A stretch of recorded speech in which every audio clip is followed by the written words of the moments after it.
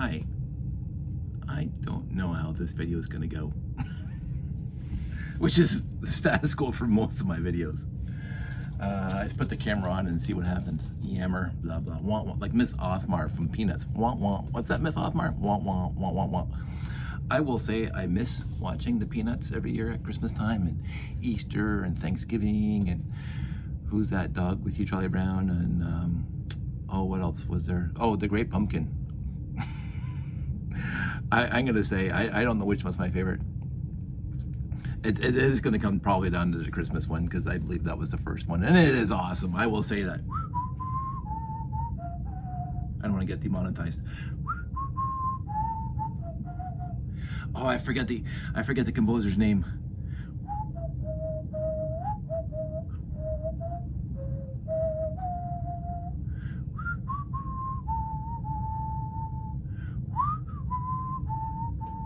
Seriously, it ended playing the piano on the stage, and everybody's dancing, including Big Pen. Charlie Brown Christmas is just it's chef's kiss. It's seriously possibly the best half hour of television ever created. It is so, it's poignant, it's funny, it's adorable to watch. And I don't know what year it first came out. I don't know if I was born yet. I think it came out in the 60s.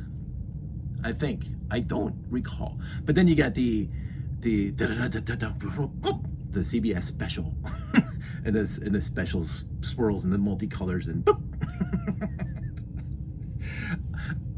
memories of the kids will not get these days. A CBS special. It's like the ABC Sunday Night at the Movies. And the stars start coming in on the different ABC Sunday Night Movie. I believe that's what they actually showed when they were showing the Superman TV release of the theatrical release, 1978, and ABC cut it so it was across 2 nights because they got the extra footage. Again, the memories from my childhood, they added minutes to that movie to make it across 2 nights, so it was 2 hours each night with commercials. And the scenes they put back in, I thought were just brilliant. Because I thought in the theater, and that was good. I'm gonna say the theater version was great, but the ABC movie version, much better. Like seriously, much better, because you got Superman being Superman, walking on the hallway. The snow. I think he's coming with Luthor. He's definitely coming with Luthor, which in the movie, Superman spins into the ground, and then Otis starts talking.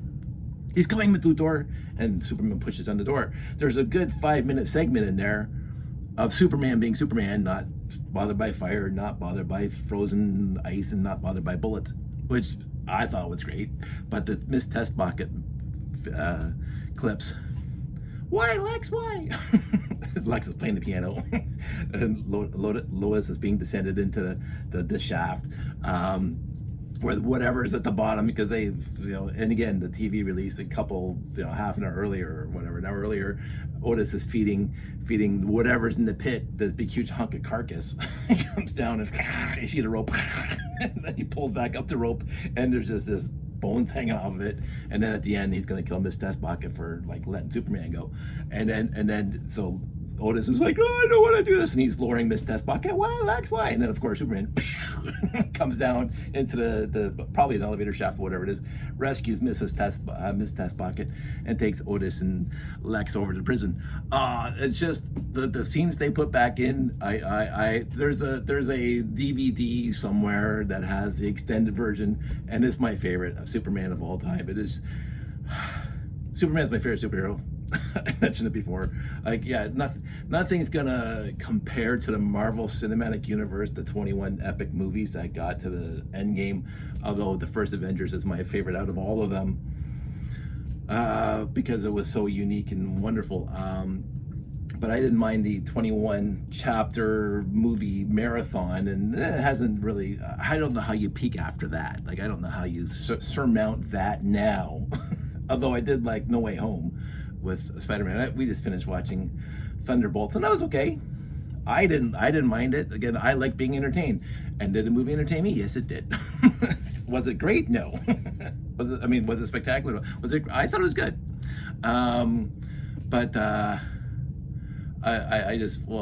just being a kid, laying on the living room floor watching 2 nights of Superman, it's just a memory. It's just a key memory of my childhood. And we were looking forward to it because the ABC, if I remember correctly, advertised the crap out of it for weeks before. Ooh, coming soon to ABC, the movie evolved in a way you'll really believe a man can fly, blah, blah, blah. They had all these spots leading up to the night that they broadcast the first half of Superman, and then the next night, the second half of Superman. I thought it was ABC, then you knocked it out of the park before Disney bought you. Not going to go into it. Not going to talk about Disney at all. But anyway, yeah, I wanted to talk about something else, but I had to go with a 5-minute tangent to bring, or 6-minute tangent now, to bring some sort of zen and happiness to my life. Again, my life is great. I can't keep on saying that because it's true. My life is pretty good. So the minutiae and the denouement, not even a denouement, because that usually means it's the end of the movie and the credits are almost going by and you see key grips like Bob and Doug McKenzie. Ooh, that guy, he was good. Bob and Doug, brilliant movie. Strange Brew. Not going to go into it at this point. I met Dave Thomas once, doesn't matter. He's just my friend's uncle. My friend is the important one. and that's how I always. There are two famous people in my life that I ever wanted to meet in person. Like I wanted to meet this person because they're famous for doing something. And there's only 2 famous people. If I saw famous people, I tilt my head. Yeah, I recognize you. I'm not a fanboy of people. I'm a fanboy of the product. I'm gonna say that right now. Again, we can talk about. I went on this tirade years ago about one of my favorite movies ever is White Christmas. Like again, talk about Christmas stuff with Charlie Brown. White Christmas. I watch it every single year that it's on TV because it is. I love it. It's adorable. It's so saccharinely whatever. And I don't mind that every once in a while, and I want that at Christmas time. And so I will watch White Christmas anytime it's on TV, even though I know straight up that Bing Crosby was a complete and consummate jackass in real life. He was like, there's ruminations of Sinatra being not the nicest man in the world, but there's other people who say, yeah, he did this surreptitiously to help this family out there and blah, blah. But I heard the mob, like there's ruminations about how bad Sinatra was off the screen, but Bing Crosby was an alcoholic, but an abusive alcoholic. He was a bad man in real life. He was bad to his family. He was bad to whatever. But the guy could sing. So, and he's dead now. So I have no problem watching White Christmas. I don't think I'm supporting the Crosby alcoholism, mean alcoholic. I want to watch White Christmas because it entertains me. So I separate the product. I mentioned this years ago as one of my little things. I separate the product from the person because again, White Christmas was made by a great many people who are probably awesome people because they're making an awesome movie. And so I'm not going to disparage the movie and not support the movie because of a person, just happens to be the big star of the person that's a complete consummate jackass. I'm not going to do that. It's just like I can guarantee whoever built my caravan outside, that the thousands of people who touched it or put it together or planned it, there's got to be a couple bad apples in there, but I'm not buying a caravan. So this is my nuance of how I run my life. This was going somewhere.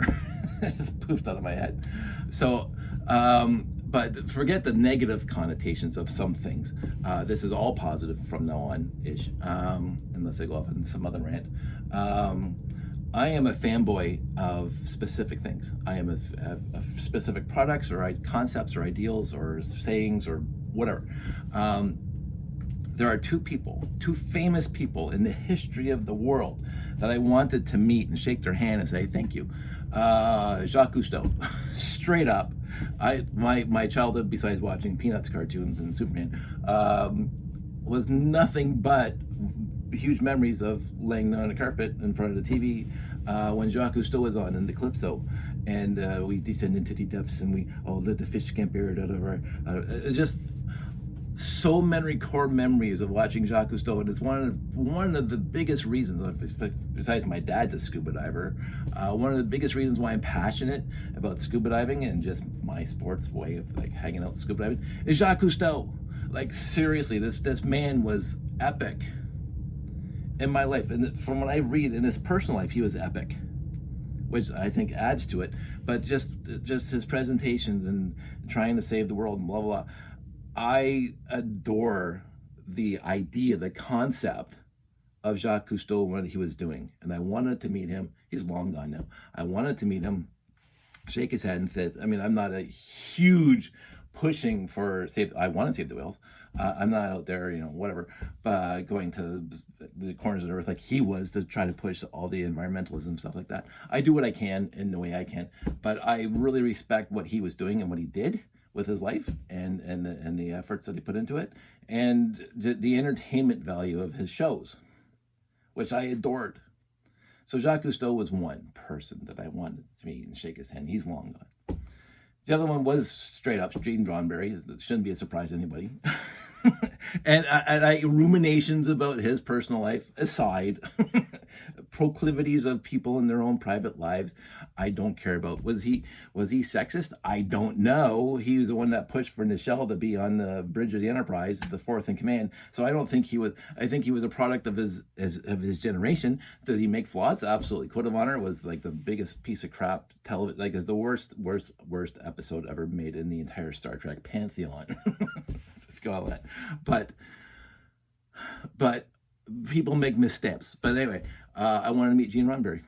I really did. I don't need to meet any of the actors. If I ran across, I might shake their hands and say thank you. But I never had this passion to go see. Oh, I wanted to go see Shatner. I want to get his autograph. I wanted to see Leonard Nimoy. Seems like a really decent guy. James Doohan, although he is Canadian, so he was like more up there than anybody else. Even though Shatner's Canadian too. James Doohan, he fought in the war. And being with my dad and respecting soldiers and what happened during the war, I wanted to meet him, but not, I want to go meet him. Like, it was not, he has his life, I have my life, right? But Gene Roddenberry and Jacques Cousteau, I wanted to meet. That's the only two people I've ever would have fanboyed over. like I couldn't speak kind of fanboy. I'm not saying like I'd be like, tripping over my feet, although I probably would. But those are the two people I've wanted to meet, and they're both long gone now. Roddenberry died in 1991, and I can't remember when Jacques Cousteau died. I think it was even before that. But I am not that kind of fan. I'm not the kind of fan that part of my fandom is not wanting to go meet the people who made the product. I've never been that guy. I've never wanted to own, and this is going to be, of course, this room's empty now, almost empty. But this is what it was in this room is what I'm the fan of. I appreciate the company, but I'm not. That's where this is going. I adore Star Trek. I mean, Star Trek is not just a TV show. It's part of my, not essence, but part of my ideas and thoughts. Not what would Spock do in specific situations. I'm not that guy.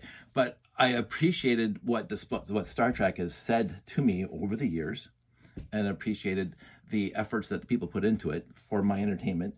And I adore the shows. I love all Star Trek. DS9's the weakest. Fight me on it.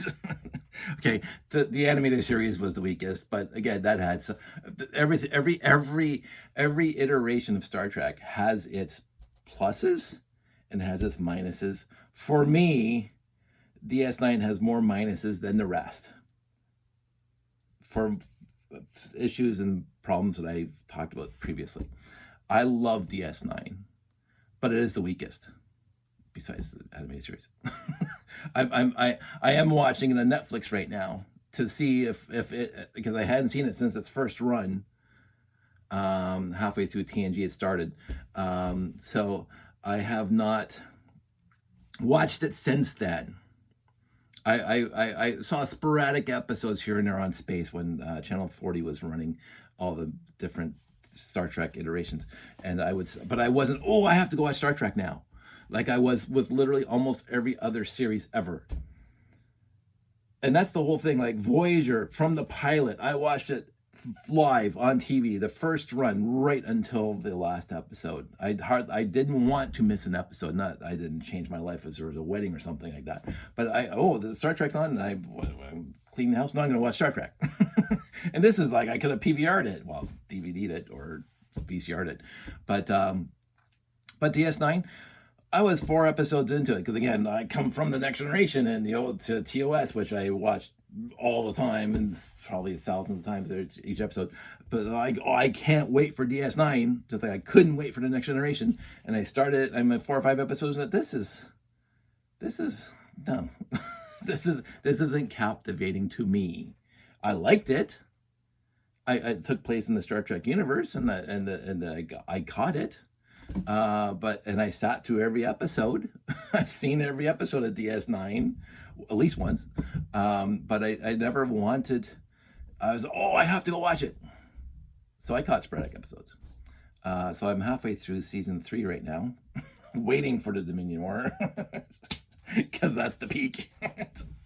But I was watching Babylon 5 at the same time, and Babylon 5 kicked its ass, period. So maybe that's part of it. A lot of people say it was fatigue. Maybe that's why they say Enterprise wasn't as successful as it was, because people are saying TNG and then DS9 and then Voyager. There's 20 years of Star Trek there, and then Enterprise, and it was a prequel, and it wasn't filmed the same way, and it wasn't acted the same way. I loved Enterprise. Again, I love Star Trek. I liked it a lot. I thought it was from the get-go. The pilot captivated me, and I watched season 1. The Suliban War, the Time War, it was weak. It was a little like you're trying to make a serialized storyline through the season 2 and 3. I'm glad they pulled it.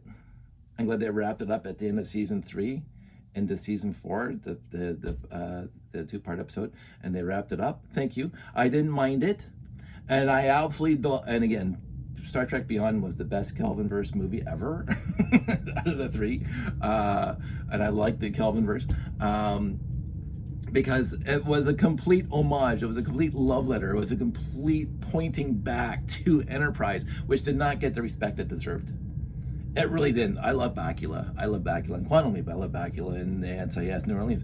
I love Bakula. Whatever he did, he's a captivating actor, and I like watching him. And the characters, they were all well defined in Enterprise. I thought it was a solid show. I had no problem with Enterprise at all.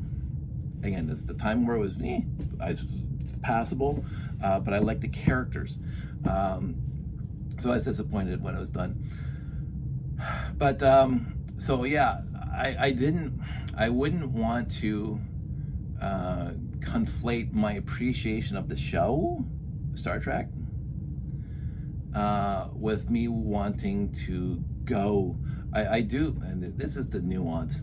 I do want to go down to, I can't remember what the town's name is, Taganegra, whatever it's called, in New York, where Crowley there has the entire setup of the original series sets. I want to see it, because of course I want to see it. Of course I do.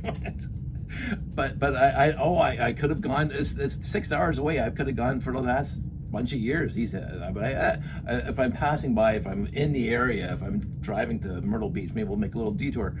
I'm not making a special trip for it. Never had a uniform in my closet. I had. Wait. Oh, I can't see it right now because my room's a disaster. Everything is moved around. Oh my gosh, but this isn't Star Trek. Doctor Who. Let's see if this thing battery. Oh, the battery's long dead. I have a communicator somewhere here, but I got it for Christmas. I didn't buy it. As a matter of fact, right now over there, because I would say, oh, let me show you, because it's on Marketplace right now.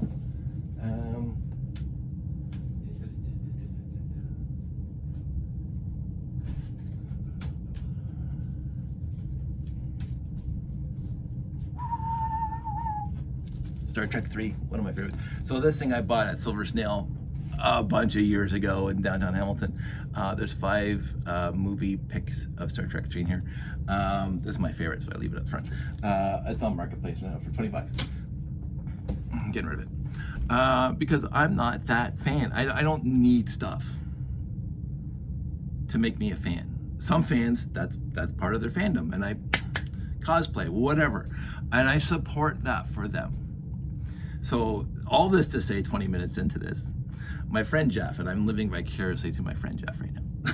My friend Jeff is over in Denmark because there's some sort of big, huge festival for Lego, some sort of fan appreciation event at the head office in Denmark.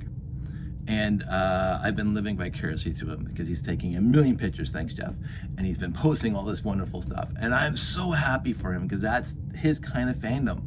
And I want him to be exactly what he's doing, and I'm supporting him in any way I possibly can. And I love that he's doing it because I appreciate it. I appreciate the efforts. And my friend Kay is over there too. He took some pictures of various things that he knew I would like, which I thought was awesome. He's sending me pictures of the Galaxy Explorer inside the museum. He's sending me pictures of the space shuttle. That's great. And the 853 is, oh, this is great, right? He's there. And I'm living vicariously. Sandy and I talked about this when I retire, but you might go for traveling. And if we're retiring and if we're in Europe, of course I'm going to go to Denmark. I'm going to go to, see where Lego is. But I'm not making a special trip for it. That's my support of this hobby. It's not for me. It's for them, and I want them to have it, and I'm happy they're doing it because I get to see it. I get to stay home and watch it from them. So I'm supportive of that, and I want them to keep on doing this because what time is it? We have to go? No, we have to leave by 4:30. What time is it now? Because I need a shower too. 4. 4? Okay, I'm gonna have a shower. We're going for dinner. So that's it. Jeff, have a fantastic trip. I hope you, I want to hear all the stories when you get back. That's his fandom, and I support his fandom. Yeah, so talk to you soon.